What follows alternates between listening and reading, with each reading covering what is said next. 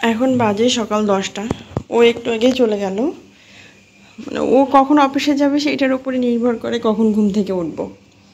তো আজকে একটু দেরি হয়ে গেছে উঠতে।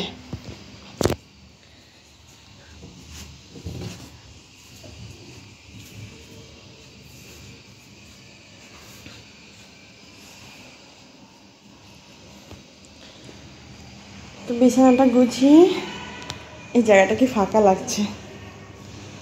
এবার থালা প্লেটগুলো সব ধুতে হবে।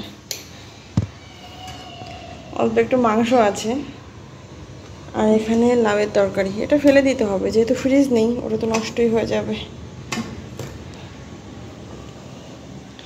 খুব হিজিবিজি অবস্থা। ভোর রাত্রে খেয়ে আর তো গোছানো হয় না, সকালেই গুছিয়ে রাখি। আর এখানে দুধটা গরম করে রাখবো। এখন গরম করব, আবার দুপুরের দিকে যখন রান্না করতে যাব 4টার দিকে তখনও গরম করব।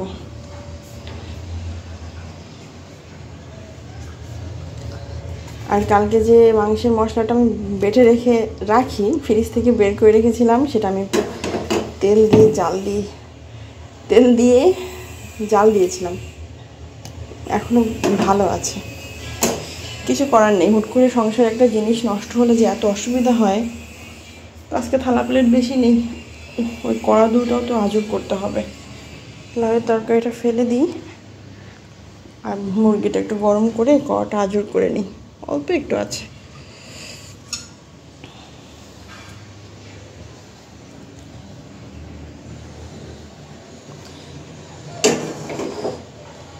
নেই বিগত 2 দিনের কাপড় আমি আর গোছাইনি। সেদিন যে বেডশিটটা ধুয়ে দিলাম, এটাও গুছিয়ে রাখতে হবে সব।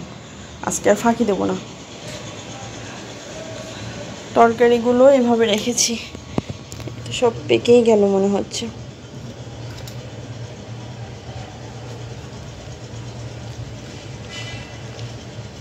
আর উনি সারা বছর ওনার কোয়েল পাখির ডিম নিয়ে আসতে ইচ্ছা করে না। এখন ফ্রিজ নষ্ট হয়ে গেছে, এখন ওনার ইচ্ছা করেছে কোয়েল পাখির ডিম আনতে। আমি খুব পছন্দ করি কোয়েল পাখির ডিম, কিন্তু ওই একা একা তো আর খাওয়া যায় না, এজন্য খাওয়া হয় না।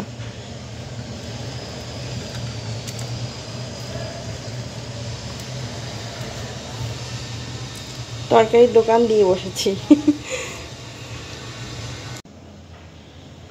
মাংসটা গরম হয়ে গেছে, আবার দুধটা গরম বসিয়েছি। আর খুবই হিজিবিজি অবস্থা। ফ্রিজ নষ্ট হওয়া মানে অনেক কৌটা কাটা বের হয়, এটা স্বাভাবিক। তো আমি সেগুলোই এখন একটু গুছিয়ে রাখবো। এটার ভিতর তো অনেক জায়গা নষ্ট করে দিচ্ছে।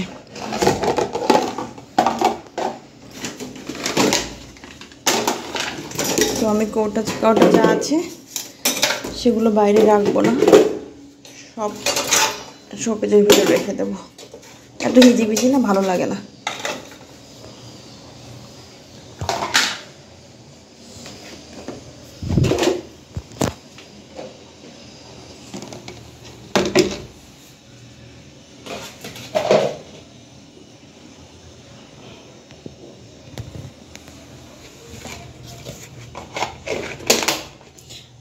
আর আমি সব কিন্তু মুখ লাগিয়ে রাখি, তা না হলে যে তেলাপোকা হয় তো ধুয়ে রাখা না ধুয়ে রাখা সমান হয়ে যায়।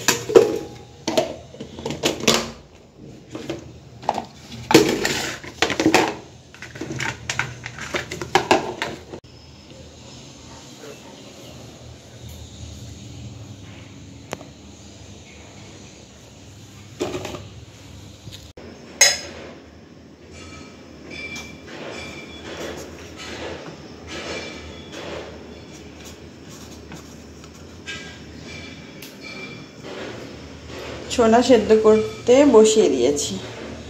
আলুর চপ বানাবো, সেই আলু আর ছোলার আলু সেদ্ধ দিলাম। এবার কয়েকটা ডিম সেদ্ধ দেব।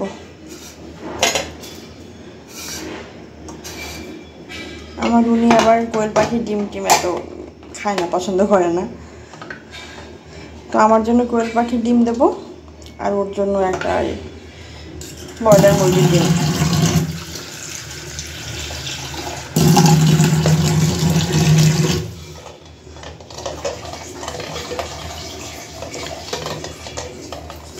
এই ডিমের প্রিন্টটা আমার বেশ ভালো লাগে, প্রিন্টই তো।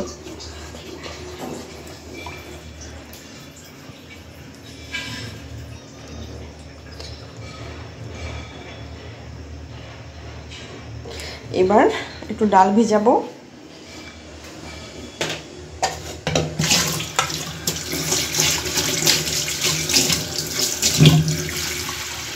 তারপরে তরকারি কেটে যাবো।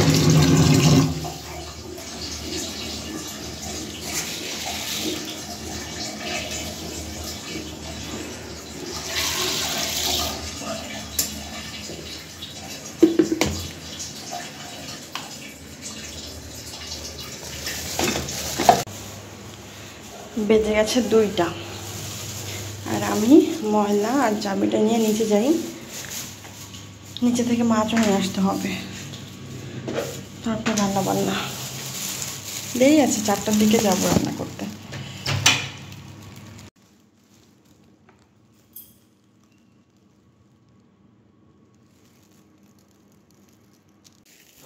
মুরগির মাংস আর কই মাছ রেখেছিলাম। মুরগির মাংসটা এখনও আছে, আর আমি কই মাছটা নিয়ে যাচ্ছি। অনেকগুলো পিস আছে, এতগুলো লাগবে না। যেগুলো লাগবে না সেগুলো ভেজে রাখবো, আর আসবো না। মানুষের ফ্রিজে না বারবার আসতে ইচ্ছা করে না।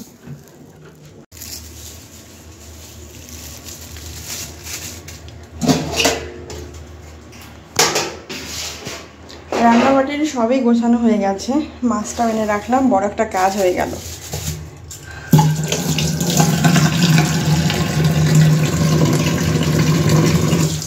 এখনই রান্না বসাবো না, 4টা বাজবে, তারপর আস্তে আস্তে রান্নাঘরে আসবো। পেঁয়াজ মরিচ টরিচ সবই কাটা হয়ে গেছে আমার, চিন্তা নেই। অনেক কাজ গোছানো হয়ে গেছে, পানি টানিও ভরা হয়ে গেছে, সব ভালো মেয়ে না। বেজে গেছে 4টা। আমি এখন আস্তে আস্তে রান্নাঘরে চলে আসলাম। এখন যদি রান্না না বসায় তাহলে আবার দেরি হয়ে যাবে।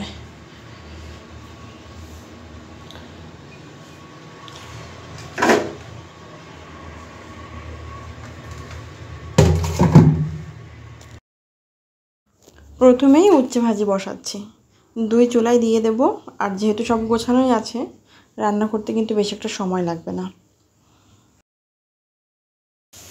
উচ্ছে ভাজি হয়ে গেছে, আর 5 পিস মাছ ছিল একটা প্যাকেটে। তো 2জন মানুষ, এতগুলো তো লাগবে না। তো সবগুলো ভেজে রাখি, 3 পিস রান্না করব আর 2 পিস রেখে দেব। মাছ ঝোলটা বসিয়ে দিলাম, আর এদিকে আমার ছোলা ভাজিও হয়ে গেছে। তো রান্না করতে আসলে আমার রান্নাঘরের অবস্থা খুবই হিজিবিজি হয়ে যায়, কিছু করার নেই। তারপর রান্নাবান্না শেষ হয়ে যাবে, একদম সব টিপটপ করে ফেলবো। তো এখানে আলু ভর্তা করব চপ বানানোর জন্য। পেঁয়াজ মরিচও ভাজা হয়ে গেছে, আমি ডালটাও ঘুরিয়ে রেখেছি। এখানে বেসন গোলা হয়ে গেছে। এবার আসলে নামাজ পড়ে আসবো, তারপরে এসে ইফতারি ভাজবো। এখানে পেঁয়াজটা ভাজতে বসিয়েছি, আগে আলু চপটা হয়ে গেছে। চেষ্টা করি ভাজাভুজি বাসায় বানানোর। বাইরে থেকে খেয়ে আসলে না খুব গ্যাসের প্রবলেম হয়। তো আলুর চপ তো হয়ে গেছে, আর এবার পেঁয়াজগুলো ভেজে নিচ্ছি। আর এই হলো আমার সিয়ারির জন্য কই মাছ ভুনা।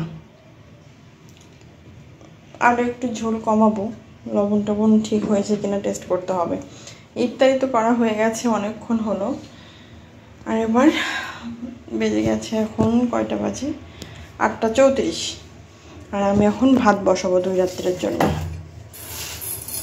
কতগুলা করে ভাত খাই আমরা না, কি করব, ভাত ছাড়া কোনো কিছুই ভালো লাগে না।